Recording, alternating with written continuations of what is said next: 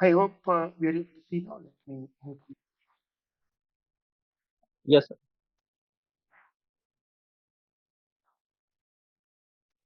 So we were discussing. First of all, good evening, everyone, for joining this.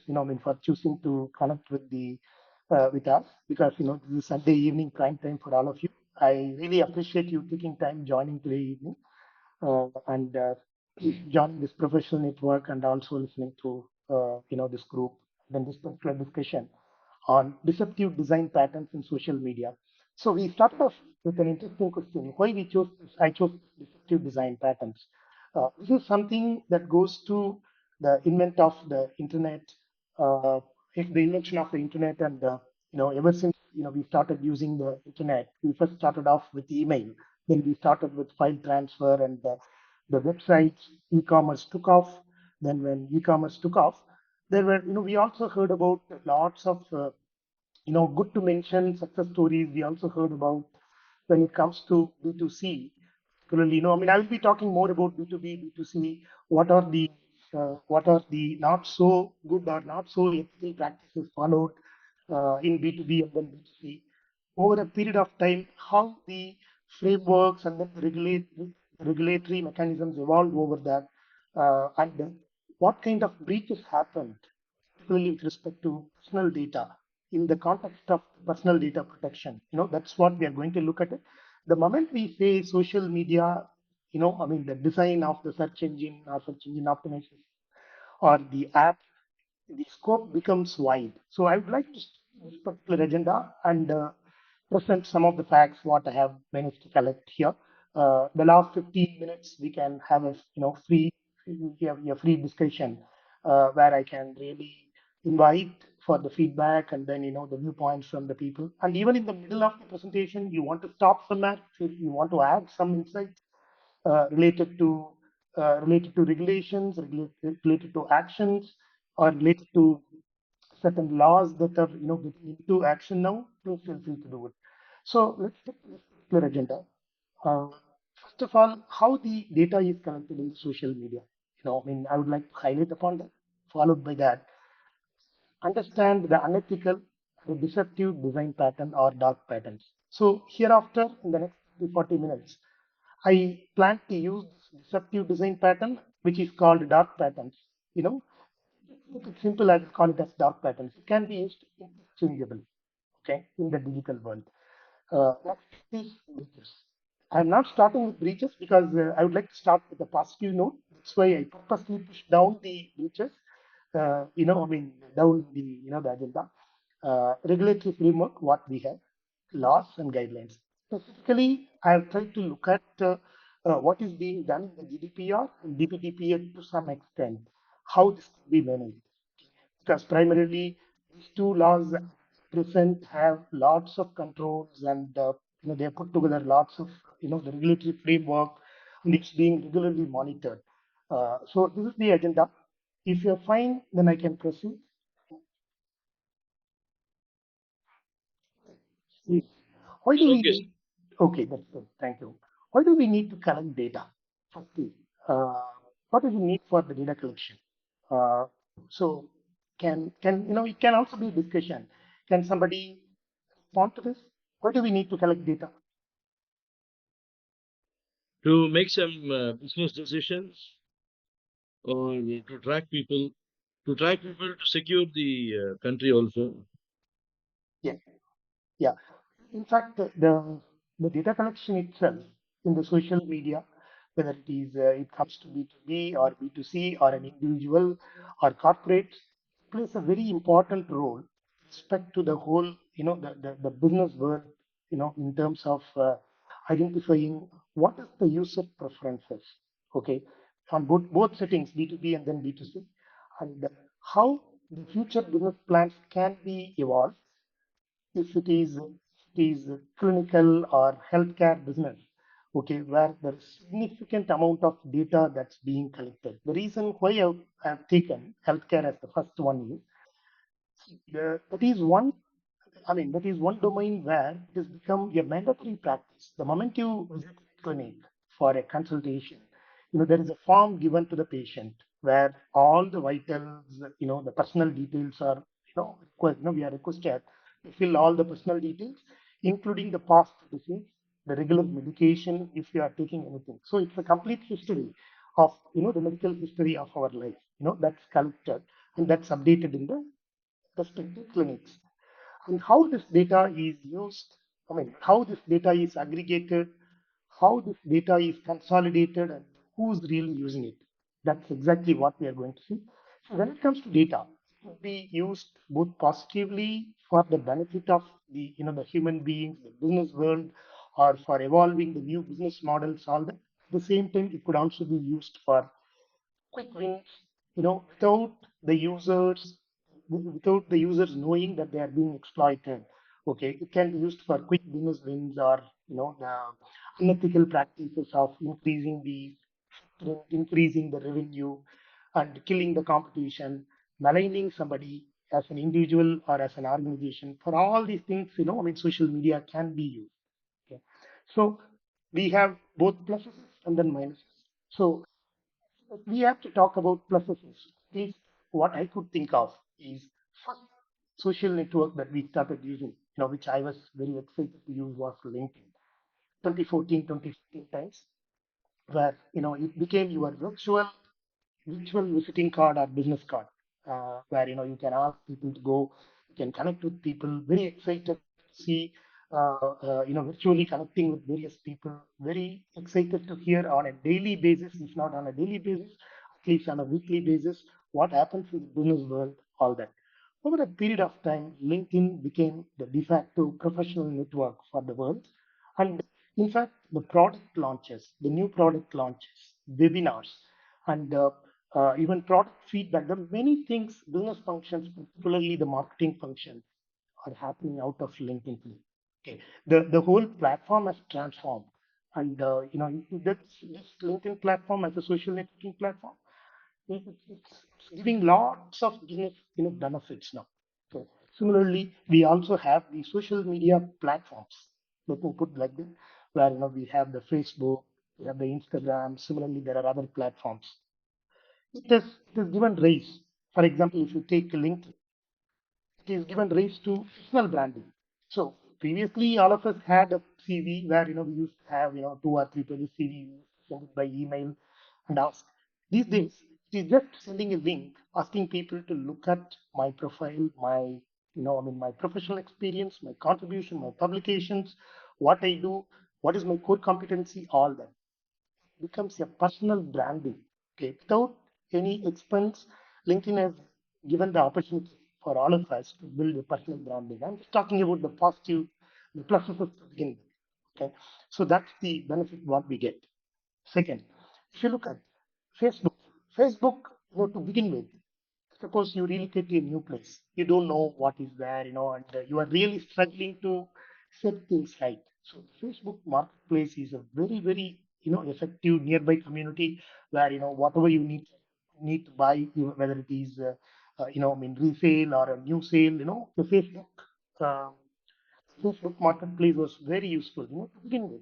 This is how, slowly utility and the usage value started going up. Similarly, it has led to a new generation of content creators, I would say. The Instagram as a platform has led to a new generation of content creators, for that matter. COVID as a period, most of us were working from home and really scared for life, right? Save life. And whatever is the free time we had, lots of IT professionals working at home, they started getting into this. Begin with it was for fun and to kill depression. People started generating content, they started posting videos. Over a period of time, I would see that it is actually created or enabled a generation of content creators. I could easily see that content being created for profit, content being created for promotion, content being created for specific advertisement campaigns. So this is really past 5 years, the social media platforms have given rise to new business models. It has given rise to new applications, I would say, like content creation and then pitching in the marketing campaigns, all that. It is not only in B2C, it's also in B2B. big companies cannot afford to ignore the social media platforms these days because when for success, multiple forces need to add together and then work. So even big companies these days, most of their product launches, they do teasers with LinkedIn. So there is a very powerful statement made by one of the actors in Tamil. He is the first guy to project or to foresee uh, that the movies business in India will be challenged by IPL. 10 years back, this guy projected or predicted, I would say that. And today, kind of the revenues that IPL tournaments, particularly in India, makes, even movie industry doesn't make. It's a kind of the revenue that it makes. And it has given rise to sports one. It has given rise to it gives visibility for most of the corporates who wants to put together their advertisement campaigns. It has become a platform. I would say like the social media, I feel it's also a platform. That's why I brought in here. Okay. Now let's look at the websites. See, to begin with, there was a lot of focus that was put into winning the customer's attention, getting more to their websites from the customers. So, what was required? It was nothing but search engine optimization.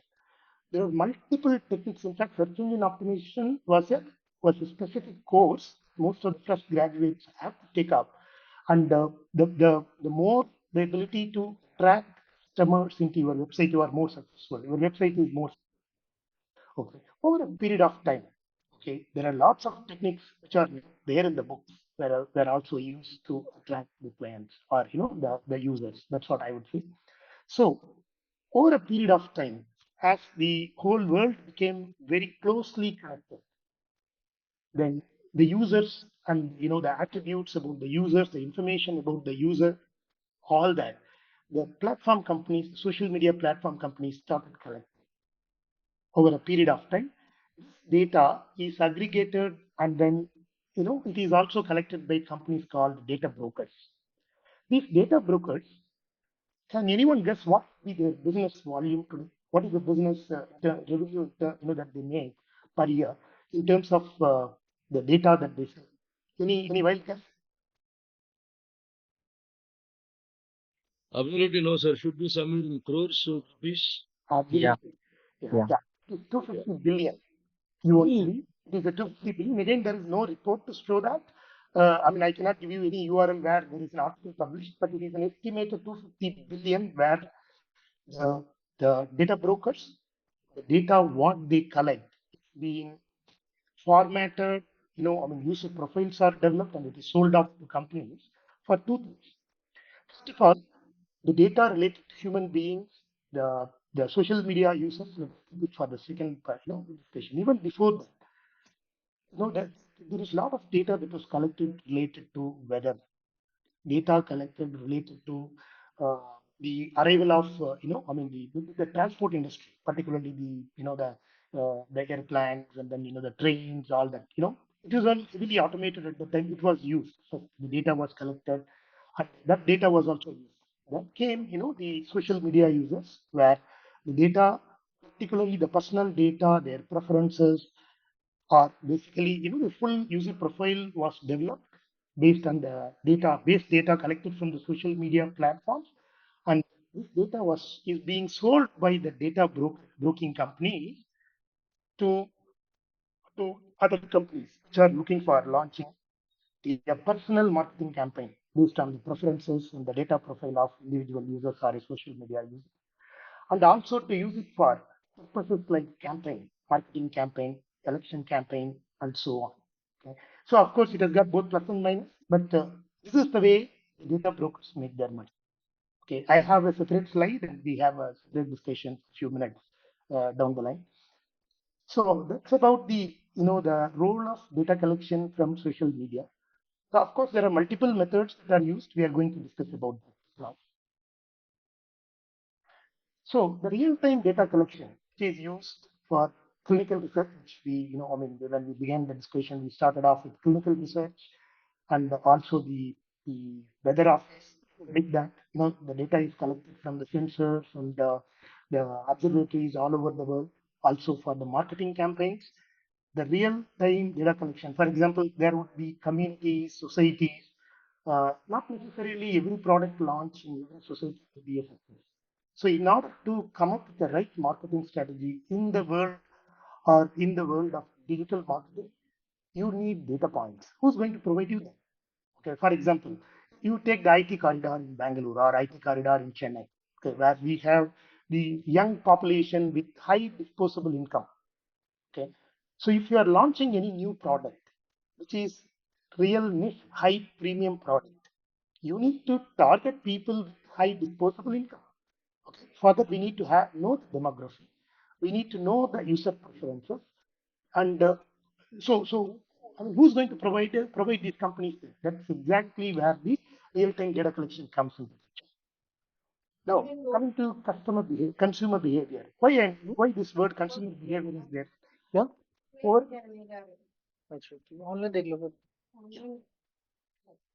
Can you please go on mute if you're not yeah, please.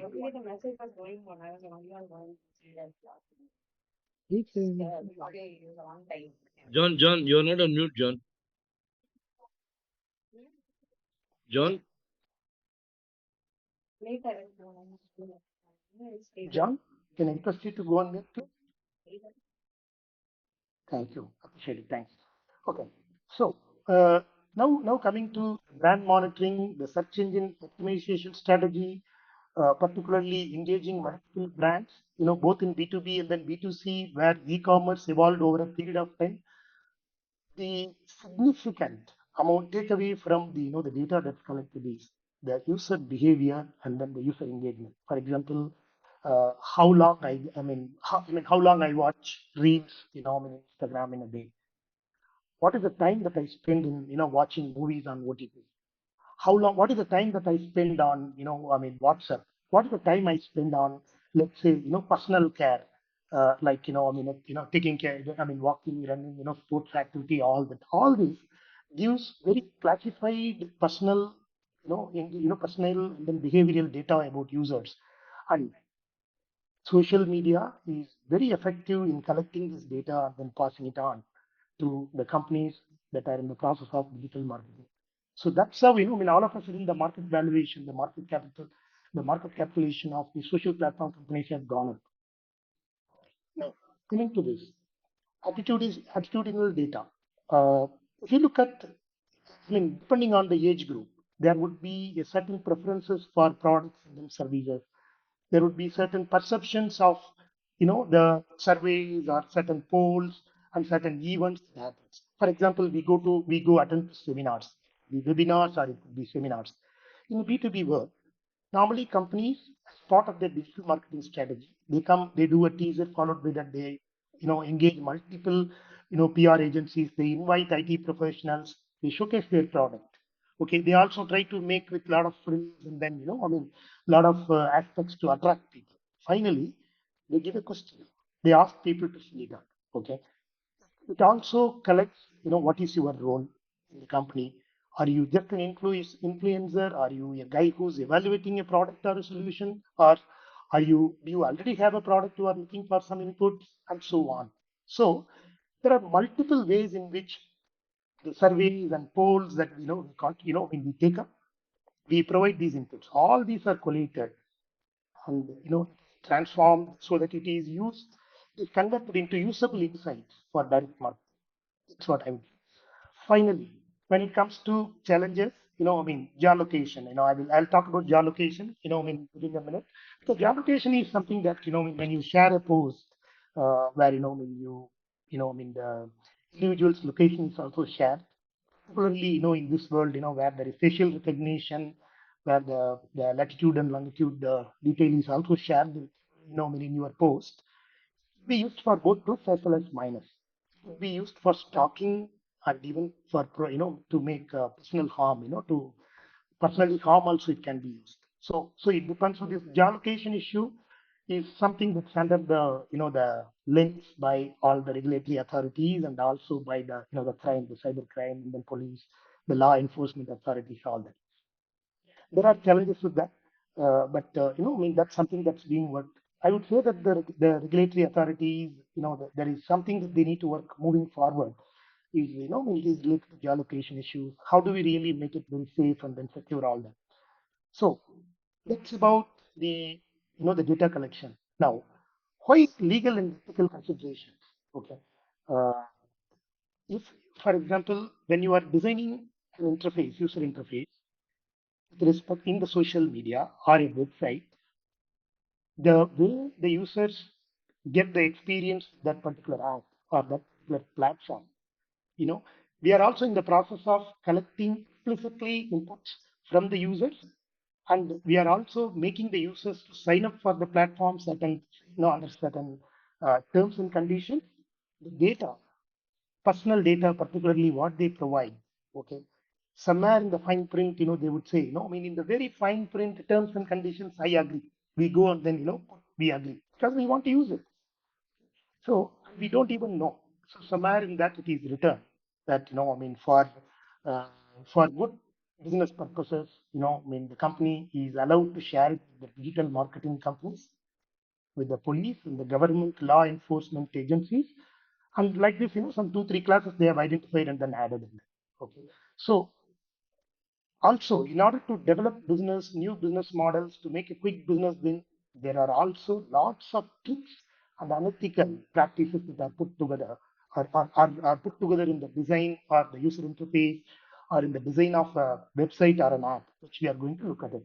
Primarily, the idea behind legal and ethical consideration and the law enforcement agencies and then the regulatory agencies like GDPR, PA, is to is for the the social media platforms to maintain trust and comply with the regulations. Primarily, in this case, who is responsible? See, I am a content, I deliver a content. I deliver a website. Okay. It's not that it's, as an end user, suppose Subbu comes and then, connects to my website and then, he enrolls to a service, and there are certain aspects of enrollment into this particular service he did not like. He also felt that, felt disappointed with, and he was taken for a ride and he paid excess, or, he was taken for a ride. He was made to pay extra more than what was promised for delivering the service, all that. Okay. There should be some regulatory mechanism to hear that. All these regulatory mechanisms came in later. Okay. So we have, GDPR. We have also, there are multiple agencies we are going to talk about. I'll go a little fast here after. So, data collection in social media, particularly, this has actually gone up. The so-called dangers with respect to sharing the personal data in the web has increased after the arrival of AI, particularly the artificial intelligence, where cyber criminals have very easy access to AI. One of the examples is like using it for electioneering very recently, using deepfake. You would have seen that, if I am a political leader, you know, if using my picture, they can generate a video. They can also boast my image. They can also put down my image. Okay. So, so the Indian IT ministry had to work with all the platform providers. They said very clearly, any content, from a deep fake has to be taken out. Okay, in less than 24 hours. Similarly, a lot of movie actresses, let me put that.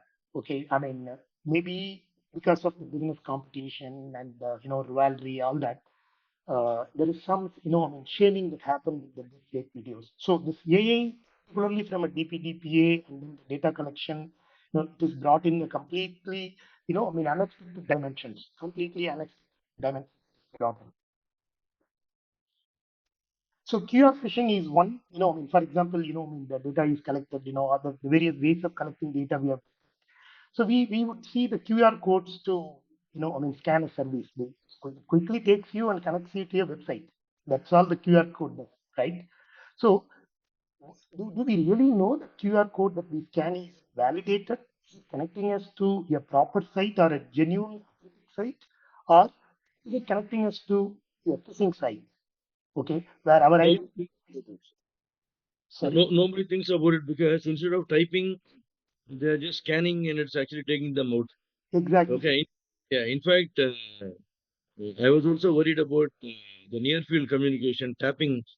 and getting this 3,000 rupees or 2,000 rupees debited. Okay, the QR code scanning and everything. One side we are saying we need to have authentication. Other side we are easing everything with QR codes, barcodes, and everything. Correct. God knows what's going to happen. Yeah, QR code, there is a statistic that up to 25 to 30% of the QR code, there is something hidden in that. There are false websites taking that's called phishing. Okay, QR phishing is called phishing here. So there is already significant impact that's reported on account of the phishing. And I'm just highlighting the various how I mean the users are exploited, what are the various ways in which we get exploited, and what are the threats on account of the social, I mean the dark patterns, all that. Yeah. Go to the next slide. Okay, here are some of the examples. I mean, I have tried to cover everything, but then I would say that I have taken the top ones. I'm not going to talk about everything. I'll share this presentation, but most of the things are very easy to understand here. So if you look at first continuity, I can talk about this. I very recently I will talk about my own example. I will not take the name of some other companies. I would, as much as possible, I would like to stay politically correct. So I signed off in LinkedIn. There is a AI service helps helps you to make a customized feed. So I subscribed first. I subscribed to yeah, trial service. So even when you sign up the trial service, you have to key in your credit card details. So I provided that. But the point to watch out here is before the trial service expires, you have to go and then opt out of that. You have to stop the service, okay, which I failed to do. On account of that, I mean, it tried to charge. Basically, there is a charge of some 2,500 rupees. It's a US company who charged it. So, I mean, I did not find much of a use on that, but I failed to once again disable that. What happened for 2 quarters consecutively, I ended up paying for that. This is like making you pay, forcing you to pay, okay, for a service that you take up as a evaluation service. At that time, you provide the credit card information, but that is forcing you to continue with the service if you are not alert. So that's an example of a forced continuity. The name of the site, if somebody wants, I can mention. Otherwise, I can move on to the next one. So next is I would say the display apps. When you are, I mean, when you are browsing, for example, I mean, we have the habit of downloading the freeware, a lot of free software from internet, right? There is a site called Softpedia where you go download software. So this site, you would see multiple displays that's running, appearing all over the screen. Suppose if you are choosing a software and then click the download button, how that UI, how the look and feel will be there. Every case that also will have the same color, same size of the button, and so on. Okay. So if you unknowingly click that, that will take you to a different site, showing, giving you the details about a different service and ask you to sign up for that. So this is another display that's major distraction for us. The another important one that I can mention is bait and switch. The bait and switch is suppose I mean I can mention the Microsoft Windows 10 example here, where if you're I mean when we are working, suddenly we will get a pop-up on the bottom right corner where it would say that, well, there is an update available. You want to patch available, you want to update. The moment you click it, okay, Microsoft will display a screen, okay, upgrade to Windows 10. And it was forced, I mean, they were following this for quite some time, for and pushing people, users to upgrade to Windows 10. That time, if you don't want to do that because you are busy in something, suppose if you go to the top right corner and try to click the X button, you know what X button does, right? From all the previous versions, try to close the option or try to come out of it. It is an escape route. But when users click the X button or the close button, it said that, okay, welcome to upgrade, Windows 10. It was giving that option. Later, it became a major issue. Then Microsoft pulled out. So this is called bait and switch. Basically, you are pulled in for a purpose, but then you are basically switched or directed for something else. This is a major ploy multiple companies use it. I just gave one example because all of us used Microsoft, operating system, and all of us personally had, we had a first-hand experience with respect to Windows 10, following the same thing. Similarly, Roach model. Roach model is again, uh,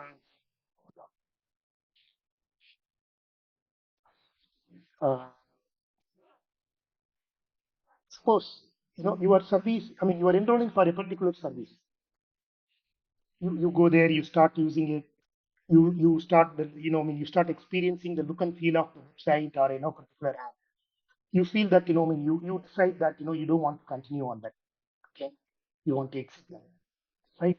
Or the app will not give you an option to get out of it. You are kind of stuck inside. Okay, that's called the root spot. It's a very specified one, the way I say, but then I can give you specific examples, the slides down. Similarly, the hidden costs, I'll go faster in here. For example, you choose a service or a product, you add to the cart, when it comes to the e-commerce, it would say that this is the best price that you can get. Finally, when you go, I mean, after 5 or screens navigating through that, in the payment screen, you would see some, delivery fee or convenience fee, all that, you would see the total cost you have to make would have, you would see the jack. These are the hidden costs. They don't front come and then share transparently all the costs involved. So many users in developed countries, having spent so much of time navigating through this, they don't want to go back, rather they would go get in the not. Okay. Using this, companies have made millions and billions of, I mean, profits. There is an airline company in Australia. Okay, I don't want to name the company name here, but they followed the same thing. I mean, you choose, by they were giving at the time of the ticket booking, they were giving an option of seat selection. Okay, uh, you can get, you can basically, I mean, explore this yourself. There is no need for you to do that. But for providing such great service, they used to charge, some money. And, I mean, in that year, the company has made some X million dollars as additional revenue because of this practice. Okay, this is a quick win, I mean, taking the customer right kind of business practice. That's what I would say. Then privacy, I mean, succering. I mean, if anybody has, is reading this differently, it is, it was originally Zakrin, okay, because the example is Facebook. So, I mean, later, I mean, I've changed it to privacy suffering here. So, right, I mean, the originally when Facebook launched, the user's personal information, the personal data, it was used. I mean, even in the, the terms and conditions, Facebook was allowed to use all the personal information. So privacy was literally taken for granted. There was no stop for Facebook, but for a major, legal suit where they ended up paying 700 billion as a penalty. Then they had to change it. So the corporations basically listen only when there are lawsuits, when there are major penalties. Okay. So similarly, the remaining things I think it's easy to understand, like fake scarcity, creating fake scarcity. I tried to book a ticket yesterday, a local state ticket, for my son to travel from Malaysia to India. It was showing me only two tickets left, and then already some three people, looking at. Okay, so it is kind of making an artificial pressure on you or the consumer to immediately buy that particular service or a product. This is a fake scarcity. Similarly, providing fake social proofs. You would see for every product or a service that you buy from the e-commerce or from the web, there would be multiple social proofs. See, suppose you want to buy a car or any product, you would see same product rated at 5 by 50 people, same product rated at 1 by 100. Okay, really, it is for you to find out the truth. Companies, they basically, you would have also received multiple emails and calls where they would say, "Sir, we are paying I mean, $100 per day or $150 per day." You just have to go and then put reviews for companies and their products or the websites. Okay, this is being done as a just to create fake social proof, provide fake social reviews or the e-commerce reviews. Companies are paying people for that. Okay. I already explained the fake scarcity and then creating fake urgency. Sneak into the basket, okay, without your knowledge, sneaking a service. For example, you go buy a book or something like that. Online book service by default would be added to your basket and so on. Similarly, when you buy for a when you buy a order, when you want to buy a product, you look at the multiple products. It would never be apples to apples. So that way you will never get to know the way the app or the websites are designed it will never give you an overview of apples to apples comparison. So it would confuse you. So basically preventing you from showing any price comparison. Okay. Next is forced action. I mean, I will talk about it with example. Hidden costs we discussed just now. Hidden subscriptions also we just now discussed. Pre-selection. For example, you choose a service or a product. There are certain options the website or the seller will do a pre-selection, and finally you would see that appearing in the cart. Okay, so one has to be very careful about it. So these are some of the deceptive design patterns used for quick win, which I would call it as not so ethical or not ethical pattern. This is used quickly for deceiving the users, taking them for a ride, and then making a quick business gain out of it. Okay. So there are six techniques specifically I'm going to talk about, which are the deceptive design patterns again. Overloading, skipping, stirring, obstructing, fickle, left in the dark. I'm not going to look at everything, but then certain very important aspects that you should be aware. I'm going to talk about it.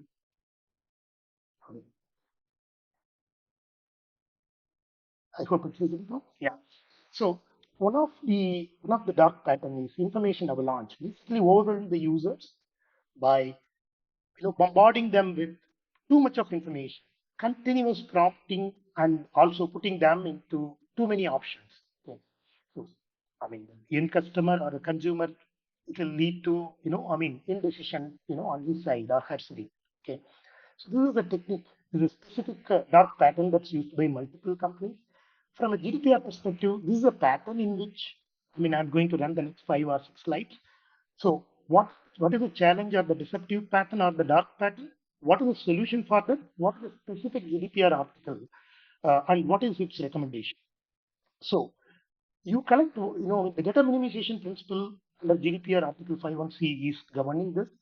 Basically, simplify the choices. Don't overwhelm and bombard the user. Instead, provide clear information. Okay. Don't provide too many options to come, to confuse the users. I would like to particularly mention about privacy maze. Okay. Can anybody, does anyone know about what is privacy maze? Because, I know that there are a lot of people here who are DPAs also here. Can anybody guess what is a DP, privacy maze? Okay. I'll explain now. So it's nothing but a set of policies that is governing personal information. Okay, how the personal data is gathered and how it is accumulated, collected, shared by the social media platforms. It is definitely a dark pattern. Okay, so if you look at it, when you are registering an account in a social media platform, okay, uh, there would be multiple options that would be given. Clearly there is a lack of transparency. I would say that it would be very confusing. It would be like a maze. Okay, suppose you want to exit from your social media platform. Do you really see a direct okay exit or exit Facebook or Instagram? Like somewhere it will be buried inside under multiple menus. Okay, so again to get into that particular exit option, one has to go through a maze of screens and then controls and then the buttons they have to go through, which is not very easy. Okay, that's the privacy maze here.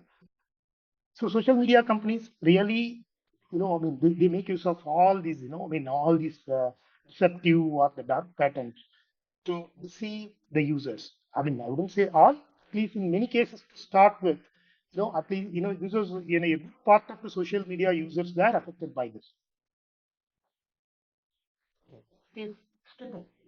So in skipping, normally there are two topics here. One is deceptive smugness and the other one is look over there. Again, the solution from GDPR is primarily enhancing the visibility and importance of the privacy features. What it means is bringing in more transparency, communication related to what exactly the social media platforms, the social media platforms are going to do, how they are going to use the data, in case they are going to share it with third party. Okay, they communicate it. Okay, so communication principles, there is clear guideline on establishing the transparency, the communication, how it should be done. So that's what the Article 12 from GDPR, you know, it adds value there, or it provides guidelines there. So it's primarily deceptive snag is used for or look over there. See, look over there. I can explain. suppose you want to, there are privacy settings that you are in the process of updating time. Adjacent to that, there could be a dialog box or there could be a programmed screen showing you a better offer or a, quick deal or a hot deal, something like that. Basically distracting the user and turning their attention to something else so that, you don't, you are, they are making the users not to go through all privacy options properly. Okay. End of the day, what they want all the privacy details, and they want to make the best use of it. Okay. Later came in all these restrictions, regulations, all that. In spite of how still the companies, work around that, manage the users, they do all this deceptive and in the dark side. It is emotional manipulation. For example, you enroll for a service and you want to get out of that service. When you get out of the service, I'll give you an example of Gmail, goes back to 10 years, to 10 years back. When you want to, if you say, I want to exit, I want to log off, sorry, I want to exit Gmail, it would say, okay, exit Gmail, uh, continue, you would have a dialog box where there would be two buttons. One is continue Gmail. I want to exit a smart email like Gmail. Like that, there would be a second option. So you are basically made to feel, well, the Gmail is really a smart email, but somehow I am only exiting. It's a poor decision from my side. So it is called, appealing to your emotion. So it is called an emotional stealing. So these kind of practices were done by even big companies.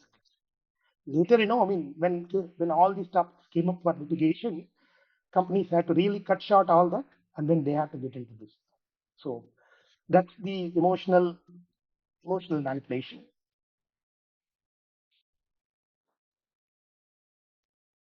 Now let's talk about the inconsistent design. There is some notes I have here. I'll have to talk about it just a moment.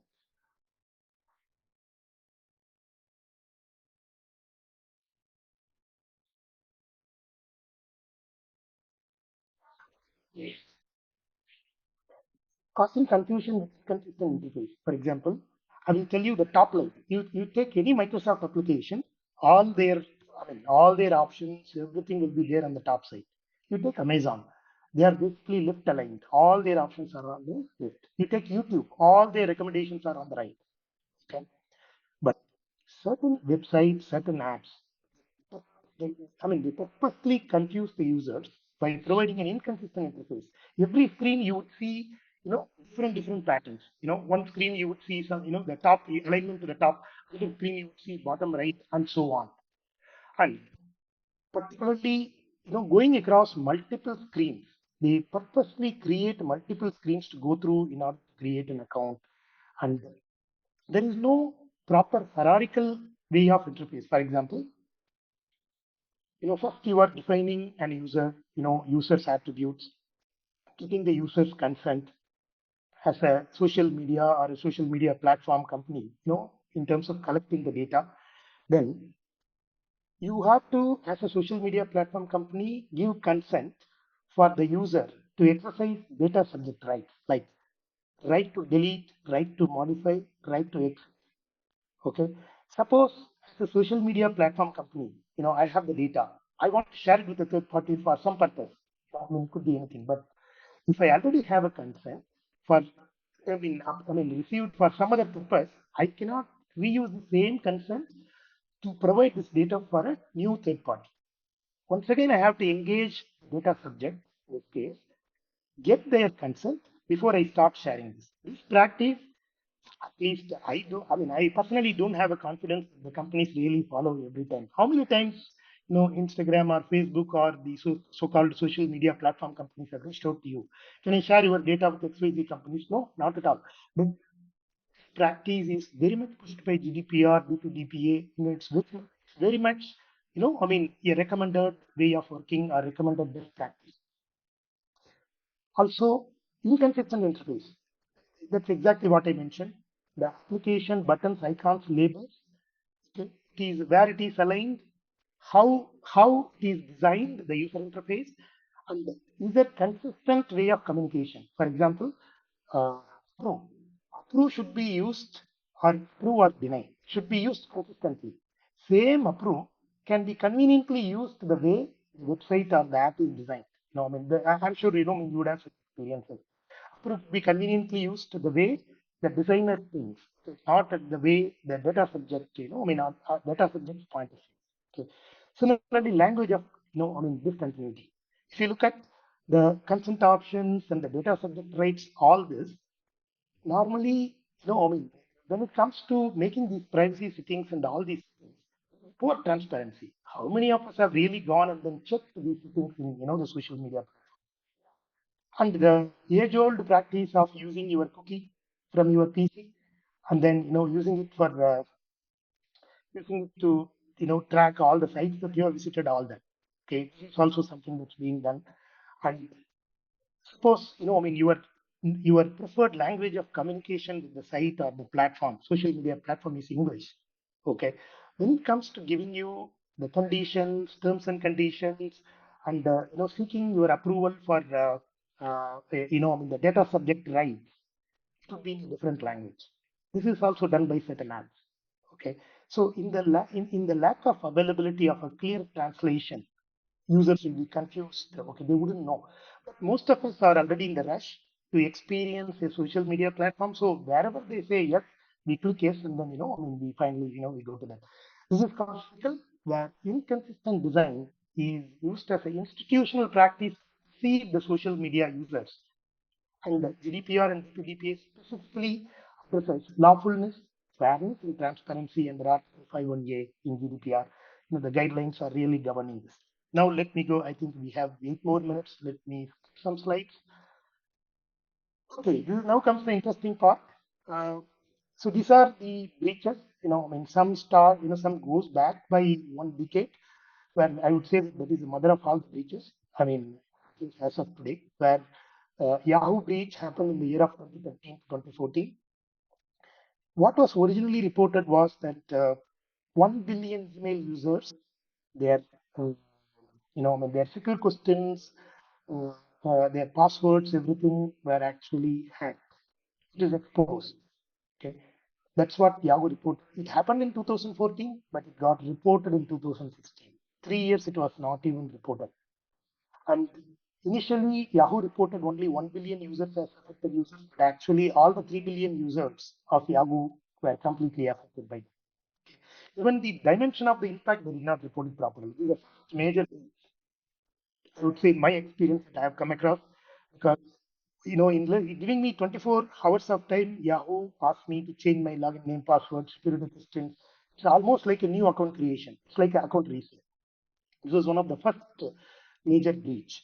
Uh, came to, I mean, I mean, became public only after a hacker published the login name, password, data in the web. Only then I think the company had to go for it. What was the impact? Okay, the complete Yahoo was acquired by Verizon. Okay, uh, and their purchase value actually went down by about 230 million. Okay, $230 million. So on account of this breach, the company had the corrections or crash of their stock prices, and then even the acquisition prices went down. Okay. Maybe I will talk about one more. Yeah, if you look at TikToks, yeah. TikTok's misleading privacy. So if you look at the year 2020, TikTok, particularly from the minors, I mean, they used a lot of dark patterns, unethical practices to collect information from the minors. Okay. So the accusation in the legal case on the platform was that primarily they used pre-selection, visual interference, and forced action to obtain user consent. See, particularly the teenagers, they're always in a rush, right? I mean, they are not worried about the terms and conditions we are looking at. They will just click yes, yes, yes. They will go to that. They would like to see the, how the app, how to experience the app. So collecting lot of personal data, I mean, this practice was used by TikTok. Later, I mean, I mean, there is a lot of details available, but I'm skipping for want of the time. Then it became a case, and then they ended up paying some penalty for that. Maybe the remaining things you can go through it. I'll go through the. Now, what are the laws that are governing this? If you look at in Europe, we have the GDPR primarily I mean governing this. Similarly, in USA we have the CCPA ROSCA. ROSCA is I would say very interesting. Restore online shoppers' confidence. Okay, very interesting act. I mean, I may not have time to talk about it, but then it is very interesting. It is like, I mean, for small frauds, 50 kilo dollars, Tosca can actually put a penalty or, and can impose a penalty. For bigger ones, there are bigger acts available. Similarly, we had this IT Act of 2008. That there is a section, there are two sections, 43A and then 72A. There are some legal professionals here can correct me if I say something wrong, but again, I checked this. This is what I mean, I've heard. Specifically, there are certain guidelines related to this. Even DPDPA, there are certain guidelines related to that. Basically, it's nothing but a copy of the DPDPA Act from GDPR and some other countries. Yeah, I don't see anything differently when I check it. Uh, Basically, what they are trying to govern, what they are trying to impose, bring fairness, accountability, and transparency. We just discussed, right? I mean, the sites, the social media platforms, the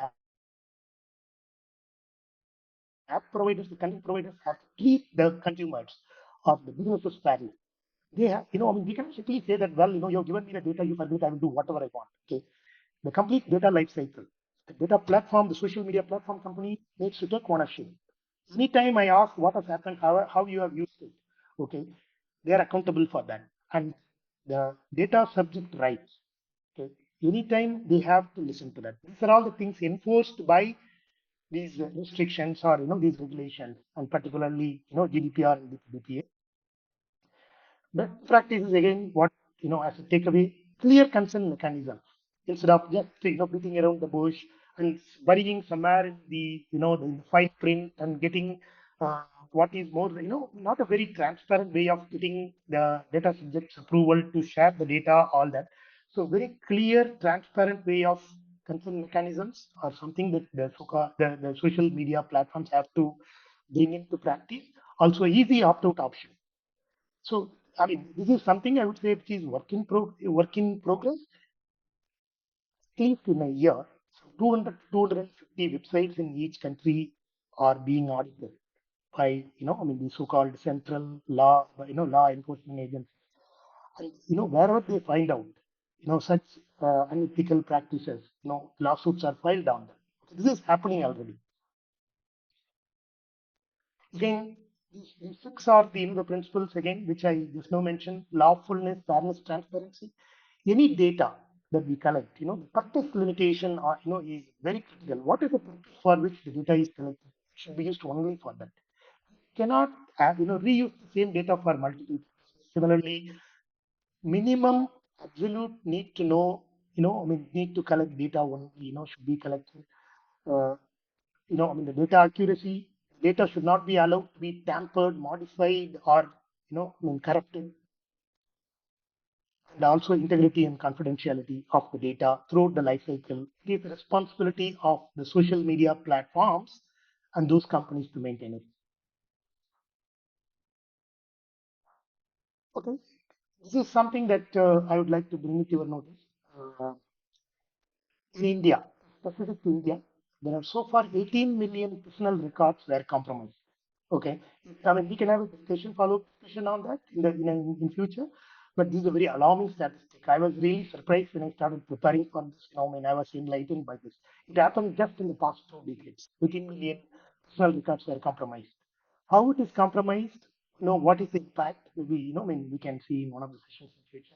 Again, this has, I mean, this has become a trigger for the DPA, and there are specific guidelines addressing this. I mean, how this has happened, how the see here the breaches happened at the data broker.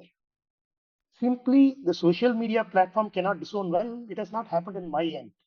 The data broker company just bought the data from me for using it for research, academic, statistical, and healthcare and direct marketing purposes.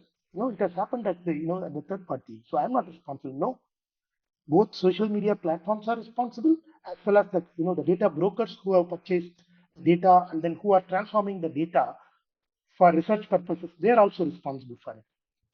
So from last you see something. What is penalty? In Indian rupee for multiple repeated offenses related to misuse of the personal data, it is 50 lakhs. That's what is there in that. Uh, Also, data deletion. This is something that the regulatory authority itself has received lots of complaints. Uh, the user data never gets deleted. The user data never gets deleted. For example, there is one music streaming website. There is a breach with them. They engaged a third party. The third party side there is a data breach. Okay. By year 2020, contract with the third party was closed. They were asked to delete all the data. But strangely, for some unknown reasons, third party kept continued with the data. Later, the breach happened. Both companies denied first. Okay, typical, drama. They deny, then they say that, well, they come up with some limited impact. Later, when the investigation comes into full swing, they acknowledge, they admit everything. Okay, they end up paying this. So I think with that, I'd like to stop here. Uh, so I have also given some preventive actions which we have discussed so far. This is the conclusion. So primarily, we have looked at the various dark patterns, particularly on the social media, how the not so ethical practices are used to collect the data. The collected data is basically sold off to companies, data brokers, which they use it to develop user profiles and for personal marketing campaigns, and they sell the data. That's a huge market. And nobody was taking the responsibility and watch for the data privacy aspects. Now all these laws are bringing in the accountability, both the social media platform as well as the data broker company, both. End of the day, data subject rights, is super. Okay, that I would like to stop here. Maybe just to show the slide before I stop. Uh, Again, it's about the data broker. Now you can see that approximately 200 billion. This I've taken it from another presentation. Okay, 200 billion is the industry, the business size of the industry for the data brokers, and the company name is Axiom. With that, I would like to stop here quickly. Listen to some feedback, comments, questions from the team. Time permits. Back to you, Subbu. Thank you, sir. It's a pleasure. See, in fact, data broking is a very lucrative business. With the Indian websites not being up to date, okay, with the web security, and with the Google Docs, if you are able to find out, the Excel sheet with a lot of emails, mobile number, etc., I can collate all the information, 5,000 records, 10,000 records if I collate, and there are people to actually buy it. And surprisingly, when you in the Google feeds, ad feeds, there are also ads that say, buy, 10 lakh IT professionals record based out of Bangalore, Chennai, etc. So that means openly they Yeah, are selling this data. You it's know, uh, organized business. What you say is right. It's an organized business. What they can do, what they cannot do. That's what the laws are now trying to bring in. Because these data brokers are, end of the day, they are the go-to people for all the companies into digital marketing. yeah. Okay. Any questions? Any comments, please? I hope you guys liked it. In case there is some aspects that can be improved, please do let me know. Either here or you can send me a note in the same group, or personally you can send me a note. I will try to improve upon that. Appreciate your time here. Thank you. Thank you very much, sir. Thanks everybody for joining this webinar. Thank you very much. Cheers. Then. Okay. Thank you, sir, for this informative session. And, yeah, so the case study very clear.